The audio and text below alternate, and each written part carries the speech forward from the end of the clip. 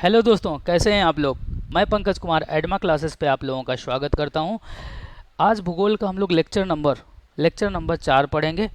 इसके पहले हमने 3 लेक्चर भूगोल का ले चुका है। अगर आप नहीं देखे हैं तो प्लीज़ आप पीछे जाके सबसे पहले उन 3 लेक्चर्स को देखिए ताकि कंटिन्यू सीरीज चल सके। सो आइए देखते हैं दोस्तों, सक्सेस की सबसे खास बात क्या है।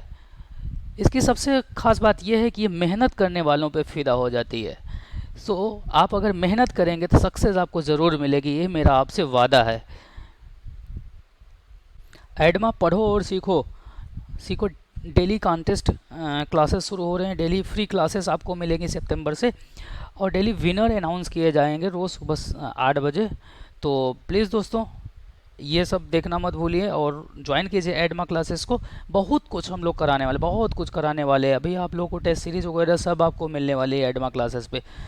निश्चिंत रहिए, हम आपके फ्यूचर का पूरा ध्यान रखेंगे और हर चीज़ें आपको जेन्युइन मिलेगी।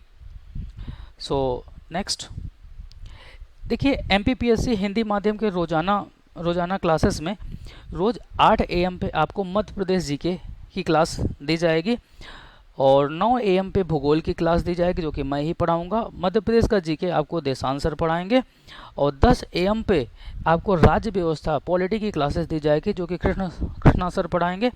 और 3 PM पर आपको एप्टीट्यूड की क्लासेस प्रोवाइड की जाएंगी, जो कि पवन सर आपके शायद एप्टीट्यूड की क्लास लेंगे। ये ज़रूर याद रखिएगा कि कौन सी क्लासेस आपकी कब हो रही हैं। तो उस टाइम पे आप एडमा को ज़रूर ज्वाइन कीजिएगा ताकि आपकी कोई भी क्लास मिस ना हो। आज हम लोग सीखने वाले हैं भूगोल के लेक्चर नंबर 4 में ट्रांस हिमालय और बृहद हिमालय के बारे में हम लोग पढ़ेंगे। तो आइए देखते हैं कि ट्रांस हिमालय और बृहद हिमालय के बारे में कुछ जेन्युइन जानकारी जो हम इकट्ठा कर सकें, जो हमारे एग्ज़ाम के पॉइंट ऑफ व्यू से इम्पोर्टेंट है। फालतू की बातें नहीं की जाएगी, न ही फालतू चीज़ें आपको दिया जाएगा। केवल वही चीज़ें आपको प्रोवाइड किया जाएगा जो कि आपके एग्ज़ाम्स में पूछता है। देखिए, उत्तर के पर्वतीय क्षेत्र को 4 प्रमुख प्रमुख समांतर श्रेणियों में बांटा जा सकता है। पहला, ट्रांस हिमालय, जिसको तिब्बत का क्षेत्र भी बोलते हैं। सेकंड, बृहद हिमालय, जिसको महान हिमालय या हिमाद्री के नाम से भी जाना जाता है।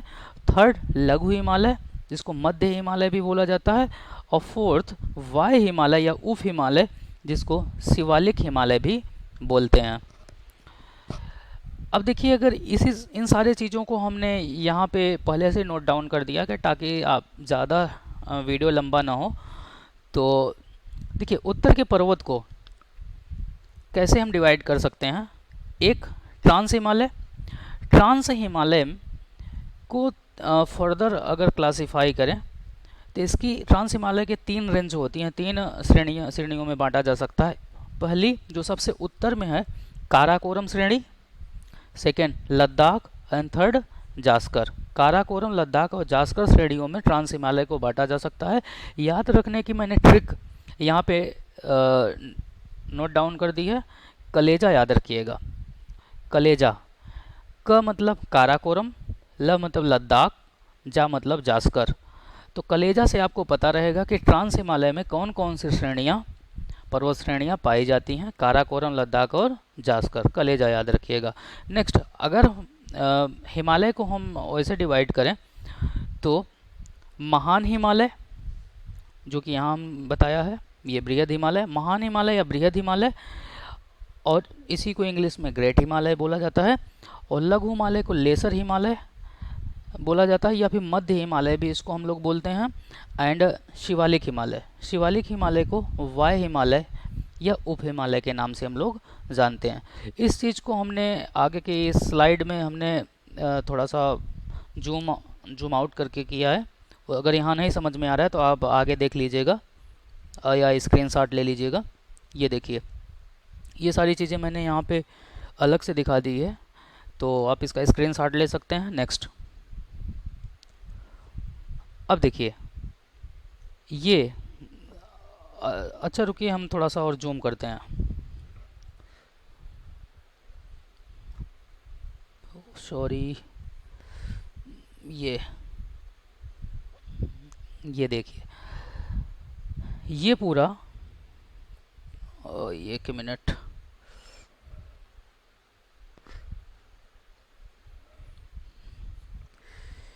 ये पूरा ट्रांस हिमालय का पार्ट है। ये ट्रांस हिमालय का पार्ट है। एक मिनट, हम पेन सेलेक्ट करते हैं पहले।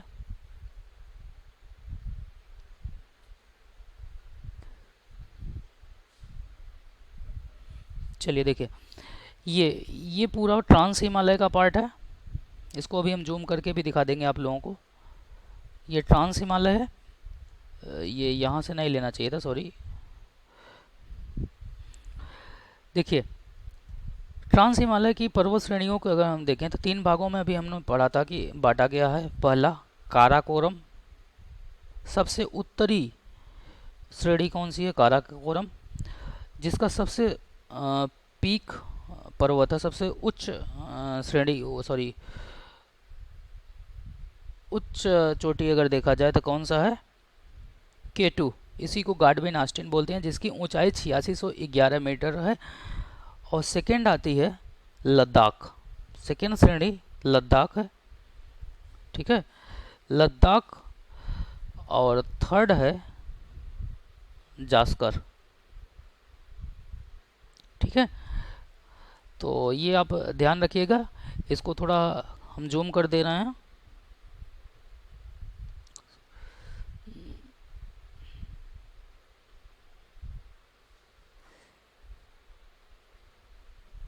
हम्म, हम्म, ये देखिए, काराकोरम, लद्दाख और जास्कर, याद रखिएगा।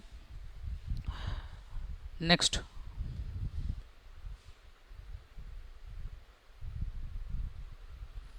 ट्रांस हिमालय। अब हम सबसे पहले ट्रांस हिमालय या तिब्बती क्षेत्र को पढ़ते हैं। देखिए, ट्रांस हिमालय जो है ग्रेट हिमालय का सबसे उत्तरी नॉर्दर्न पार्ट होता है, सबसे उत्तरी पार्ट है, सबसे उत्तरी भाग है। और इसकी ये जो रेंज है वो सेडिमेंट्री रॉक से बना हुआ है, मतलब अवसादी चट्टानों से इसकी रेंज पूरी बनी हुई है।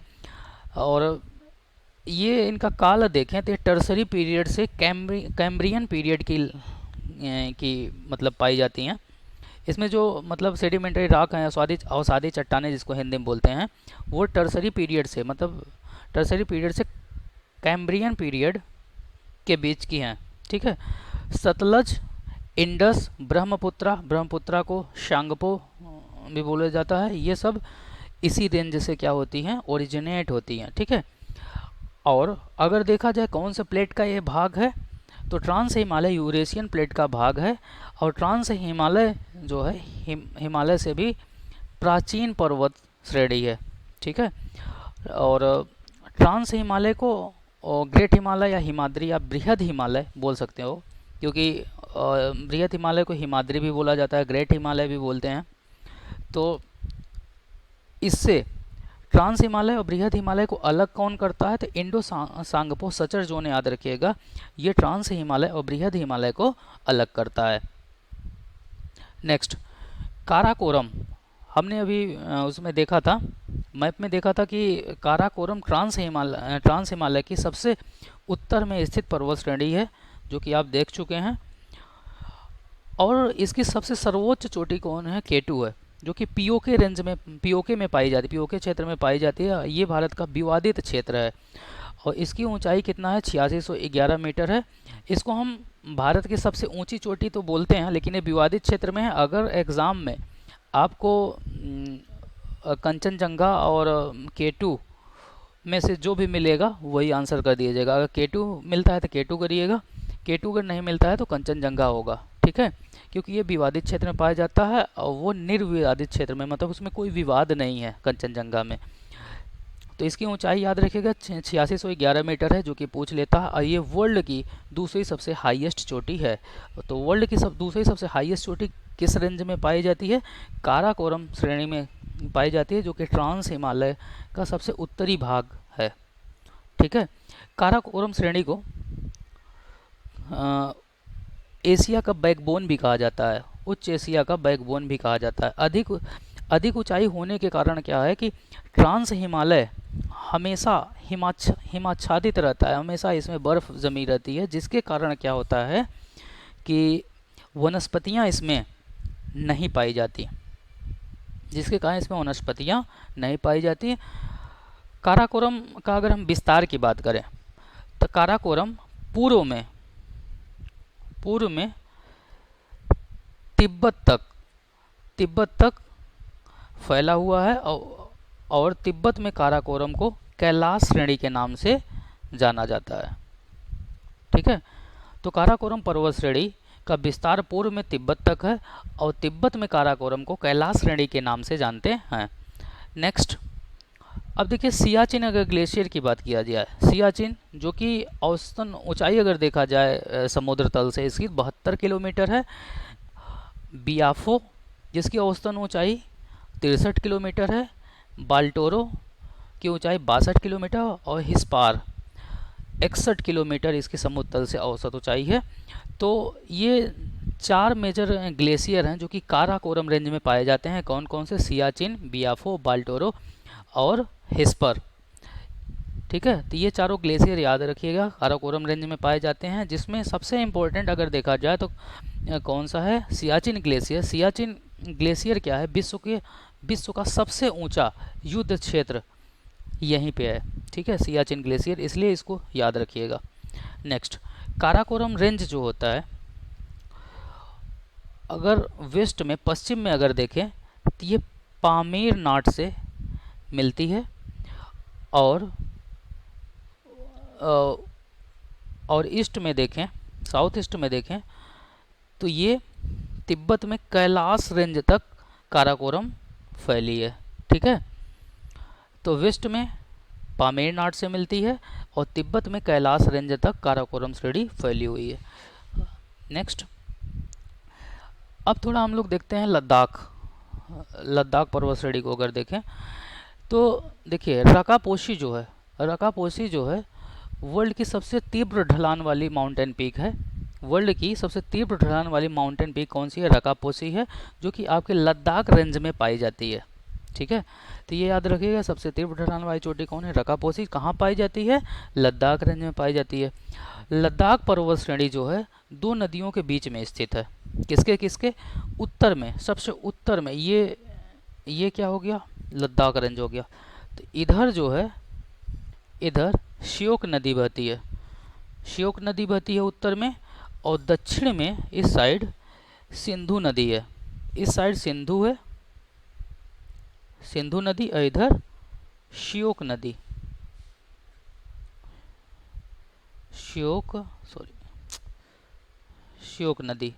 उत्तर में श्योक नदी। तो श्योक नदी और सिंधु नदी के बीच में लद्दाख श्रेणी स्थित है। ठीक है, श्योक नदी सिंधु नदी की ही एक सहायक नदी है। ये याद रखिएगा, श्योक नदी सिंधु नदी की ही सहायक नदी है। सिंधु नदी तिब्बत के पठार के चेमा युंगडुंग ग्लेशियर से निकलती है, ये भी याद रखिएगा। तो सिंधु नदी चेमा युंगडुंग ग्लेशियर से निकलती है, जो कि कहाँ है? तिब्बत के पठार में स्थित है Chema Yungdung. Next, Indus river flows, हाँ देखिए इंडस रिवर जो है आपकी, सिंधु नदी जो है वो जास्कर और लद्दाख रेंज के बीच बहती। अब सीधी सी बात है कि ये क्या है? लद्दाख श्रेणी हो गई। उत्तर में श्योक नदी और इस साइड जो है ये काराकोरम रेंज है, ये काराकोरम रेंज और ये लद्दाख रेंज और ये है आपका जास्कर रेंज। तो सिंधु नदी किसके बीच बह रही है? अगर देखा जाए तो लद्दाख और जास्कर के बीच बहती है और एक डीपेस्ट जार्ज बनाती है, जो कि 5200 मीटर गहराई का रहता है। ठीक है, जार्ज मतलब एक गड्ढा हो जाता है। ठीक है, तो डीपेस्ट जार्ज में बहती है कौन? सिंधु नदी। ठीक है, और India by cutting the Ladakh range, और ये सिंधु नदी जो है लद्दाख रेंज को बंजी में कट करती है, लद्दाख रेंज को कट करके बाहर निकल जाती है। वर्तमान में केंद्र शासित प्रदेश लद्दाख की राजधानी लेह कहाँ पे स्थित है? सिंधु नदी के तट पे ही स्थित है। तो सिंधु नदी हमारे लिए इम्पोर्टेंट है। अगर कोई कोई पूछ ले कि सिंधु नदी के तट पे किसकी राजधानी स्थित है, तो लद्दाख की राजधानी लेह, लेह सिंधु नदी के तट पर स्थित है। नेक्स्ट, लेह जो है लद्दाख एवं जास्कर पर्वत श्रेणियों के मध्य में स्थित है। अब देखिए सिंधु नदी के तट पे अगर लेह है तो सीधी सी बात है कि ये अपना लद्दाख हो गया, ये लद्दाख हो गया यहाँ देखिए, और ये क्या है जास्कर हो गया, ये बीच में क्या है सिंधु नदी बह रही है। ठीक है, तो इसी में इसी के तट पे क्या है लेह है। नेक्स्ट, अब देखिए लेह किधर है, सिंधु नदी के दाहिने तट पे है। ठीक है, सिंधु नदी किधर से जाती है, ऐसे बह के जा रही है ना, तो इसका दाहिना क्या होगा, इस साइड होगा, तो इस साइड क्या है लेह स्थित है। नेक्स्ट,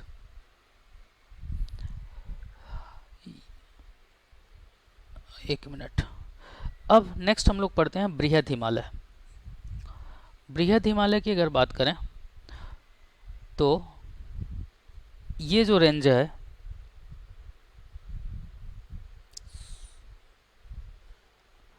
ये है आपका बृहद हिमालय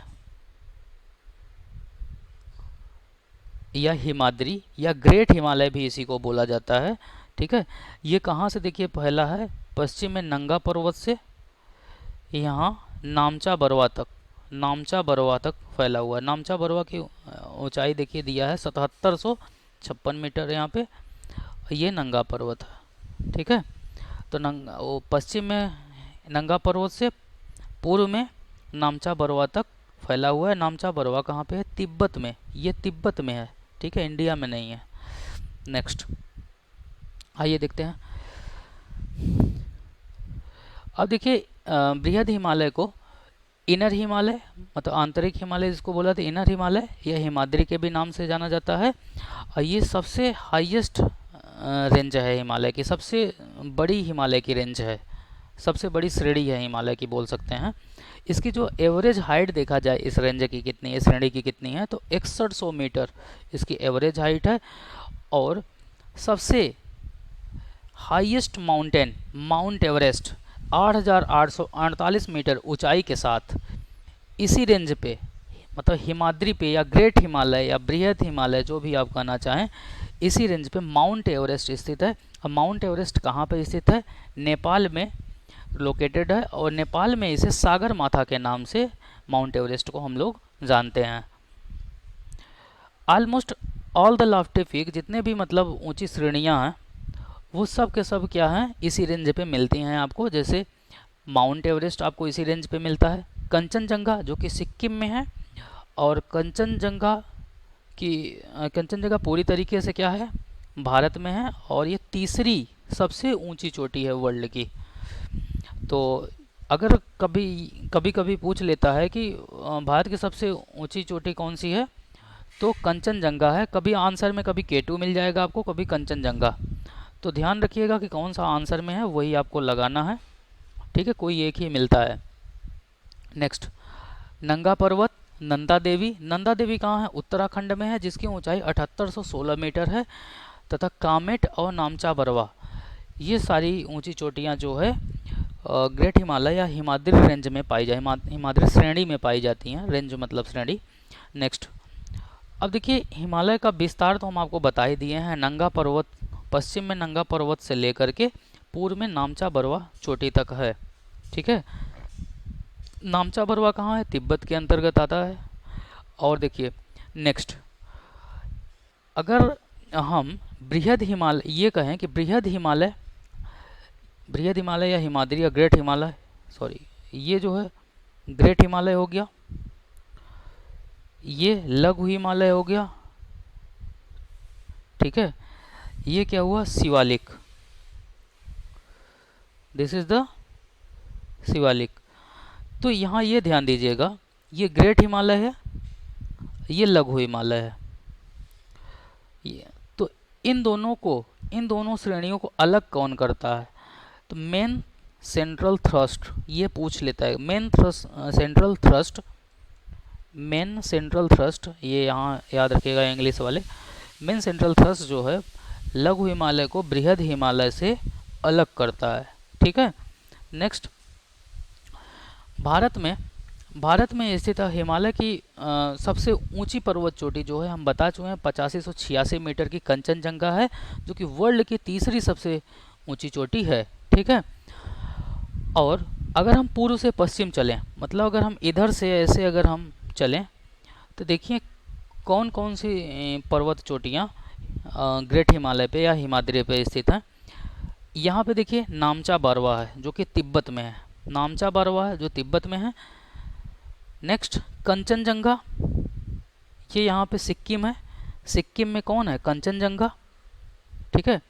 मकालू पर्वत श्रेणी, मकालू इस पे शो नहीं हो रहा है, ये सॉरी, ये है मकालू, मकालू पर्वत श्रेणी जो कि कहाँ पे है, नेपाल में है।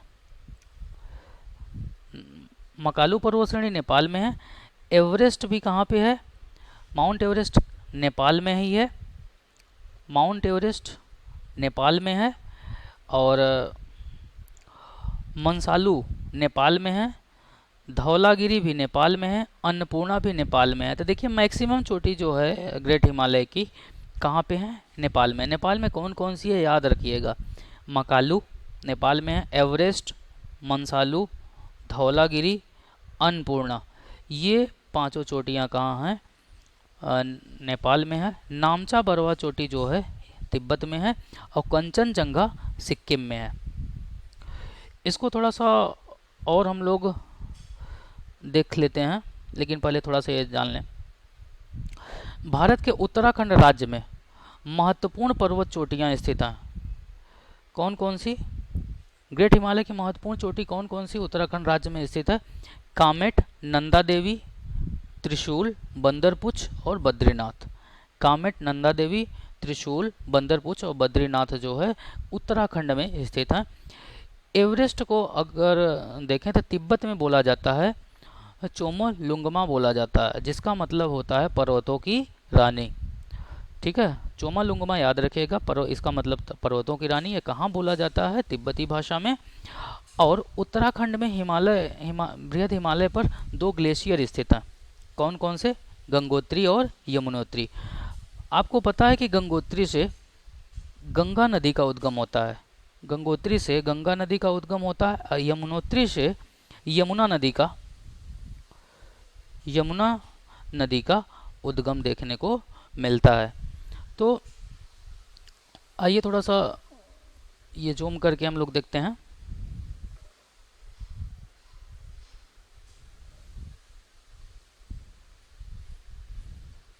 फिर से थोड़ा सा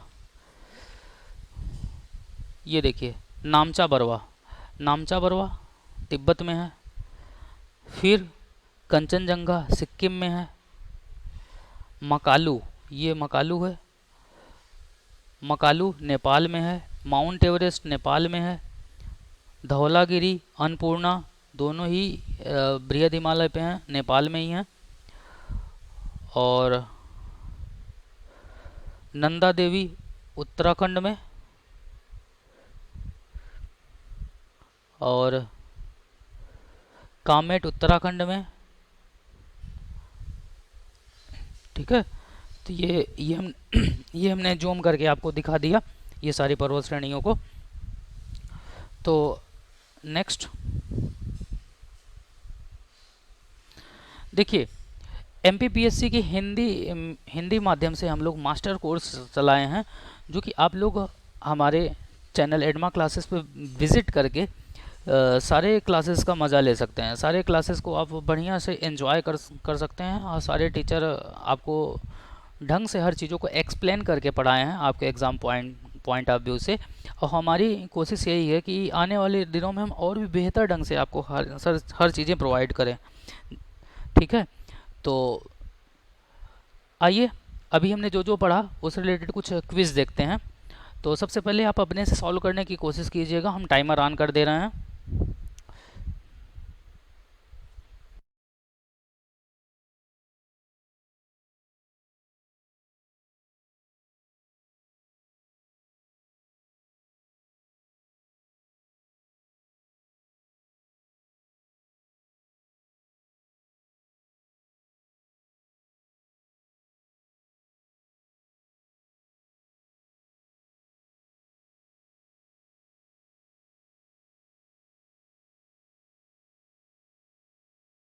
तो नेक्स्ट,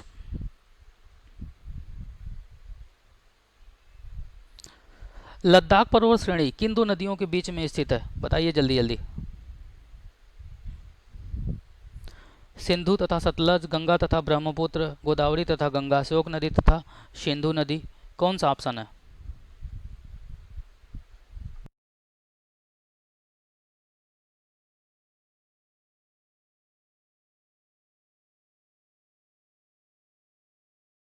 है, और इधर नदी है, तो सिंधु के बीच में, तो ऑप्शन नंबर नेक्स्ट। चलिए स्टार्ट।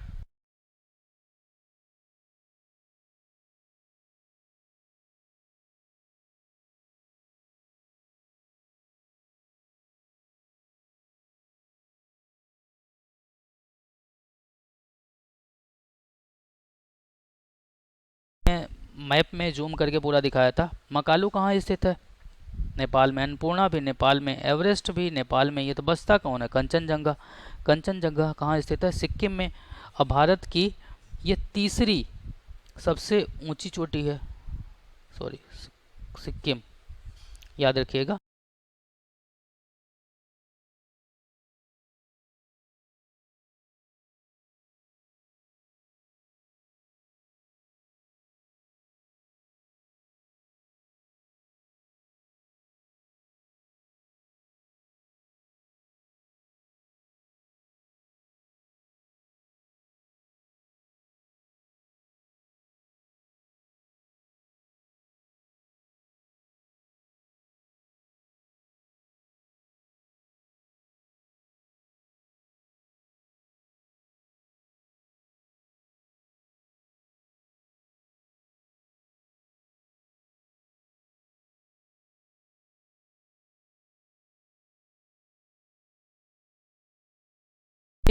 धन्यवाद।